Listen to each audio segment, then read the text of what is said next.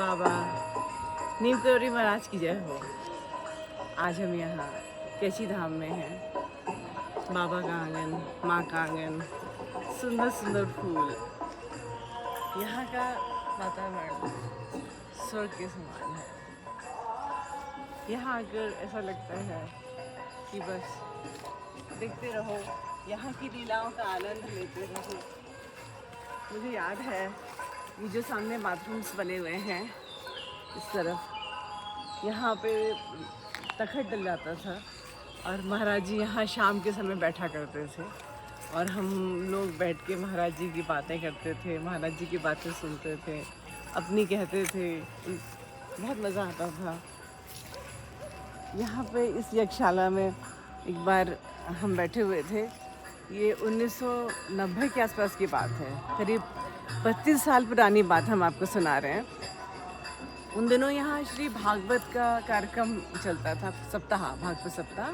पूरे 7 दिन भागवत चलती थी और वृंदावन से श्री किशोरी रमन जी यहाँ पर आया करते थे भागवत सुनाने के लिए।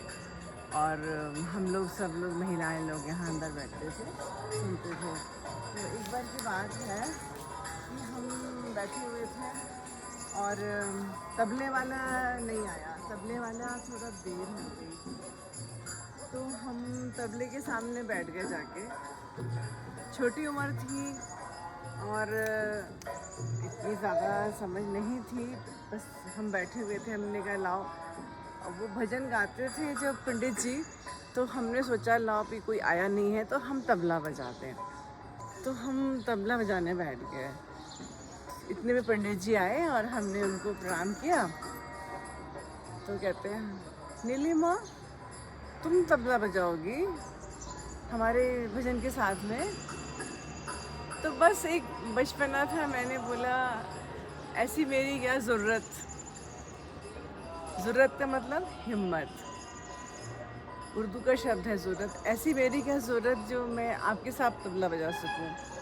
बस मेरा जो वो कहना था जैसे बम फट गया। किशोरी रमन जी गुस्सा हो गए, कहते हैं ज़रूरत, तुमने क्या शब्द बोला, ज़रूरत। और उस शब्द को लेके उन्होंने मुझे पूरे 20-25 मिनट तक भाषण दे दिया। इतना भाषण, इतना तगड़ा भाषण था वो, और वो भी माइक के ऊपर। 90 की बात है, 91 की, ऐसी टाइम था। इसी यज्ञशाला में, इसी कोने में हम बैठे थे। सामने साइड में पंडित जी बैठे थे और सामने सब माइयाँ बैठी हुई थी। वो बोलते जा रहे थे और हम नौ धार रोते जा रहे थे। हमारी आँखों से आंसू नहीं रुक रहे थे और हम रोए जा रहे थे। वो बोले जा रहे थे, हमको उपदेश पे उपदेश दिए जा रहे थे। श्री माँ अंदर थी अपने कमरे में, मगर माइक पे वो सारा कुछ सुन रही थी और हम चुपचाप बैठे रहे सर झुका के। उसके बाद में हमने तबला भी बजाया उनके साथ पूरे टाइम, और काफ़ी देर बजाया। हमारे हाथ भी दुखने लग गए थे क्योंकि बहुत देर हमको आदत भी नहीं थी कि हम तबला बजाएं। उसके बाद जब भागवत शाम का वो पाठ समाप्त हुआ, माँ उठ के अपने कमरे से, सामने जो पेड़ देख रहे हैं आप, इस पेड़ की भी कहानी आपने सुनी होगी।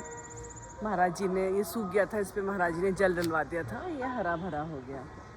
तो माँ यहाँ खड़ी थी, वो मेरा ही इंतज़ार कर रही थी इतनी भीड़ में। माँ ने कहा नीलिमा क्या हुआ?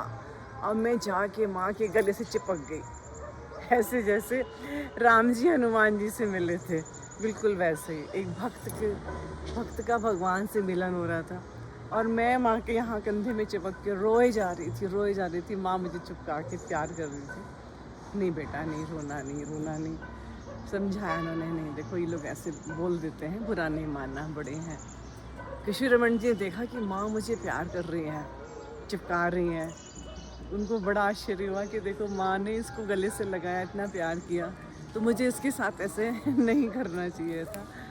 तो फिर उन्होंने मुझे बाद में बोला कि नीलिमा तुम तो बहुत अच्छा गाती हो, महाराज के भजन लिखती हो। और तुम्हारे भजनों में सबसे विशेषता ये है कि वो फिल्म संगीत से बहुत दूर हैं। तुम इसको ऐसे ही रखना और फिल्म संगीत से बहुत दूर रहना। तो ये है मेरी छोटी सी कहानी। जय हो बाबा।